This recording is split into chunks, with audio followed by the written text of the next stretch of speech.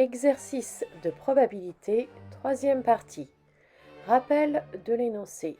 Nous avons 25 boules dans une urne et on sait que la probabilité de tirer une boule blanche est de 0,32. J'ai fait le choix d'utiliser la notion du cours. La somme des probabilités des événements élémentaires est égale à 1. Soit je tire une boule blanche, soit c'est une noire. Donc tirer une boule noire est l'événement contraire de tirer une boule blanche. Sa probabilité est donc 1 moins 0,32, c'est-à-dire 0,68. J'ai donc plus de probabilité d'avoir une noire, elles sont donc plus nombreuses. Il y a beaucoup de méthodes différentes pour cet exercice. N'hésitez pas à solliciter l'avis de votre professeur. L'exercice 4 ressemble beaucoup à l'exercice 2 où on avait deux boîtes de vis différentes. Cette fois-ci, on a deux urnes différentes.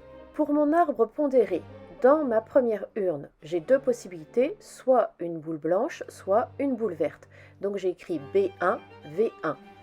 1 pour dire que je suis dans l'urne 1. Dans l'urne 2, je vais avoir deux possibilités également, soit une blanche, soit une verte. Donc je vais écrire B2, V2. Et j'écris la même chose à partir de V1. J'ai deux possibilités toujours pour l'urne 2, B2, V2.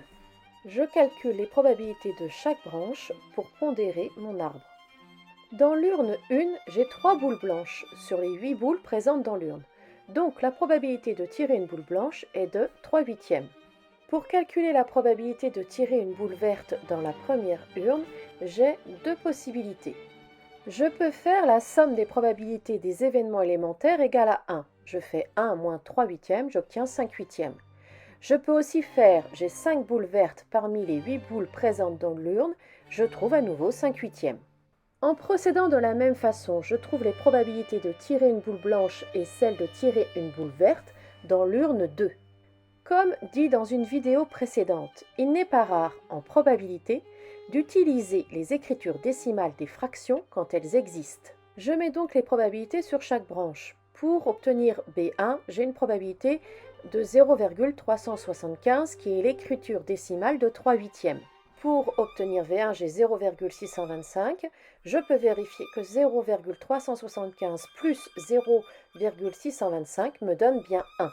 La probabilité d'obtenir une boule blanche dans l'urne numéro 2 est de 7/10, c'est-à-dire 0,7. Donc la probabilité d'obtenir une boule verte sera de 0,3. 0,7 plus 0,3 me donne bien 1. J'ai les mêmes probabilités sur les branches à partir de V1. Question 2, cette fois-ci nous allons exploiter l'arbre pondéré. Je cherche la probabilité d'obtenir deux boules vertes.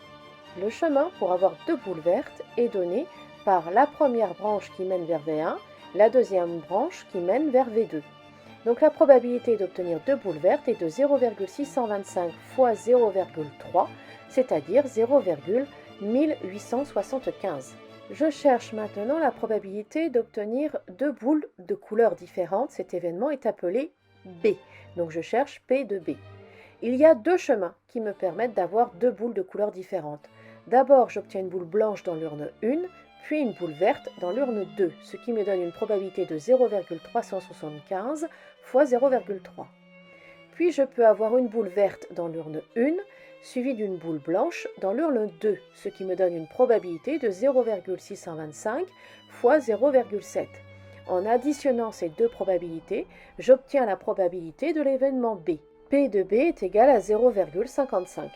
L'événement contraire de A, qui est appelé C, peut être décrit comme j'obtiens au plus une boule verte, ou bien j'obtiens au maximum une boule verte. Il y a plusieurs façons d'exprimer l'événement contraire de A. Je me rappelle de mon cours, P de A bar est égal à 1 moins P de A. Donc P de C est égal à 1 moins P de A. Je vais donc avoir P de C qui sera égal à 0,8125.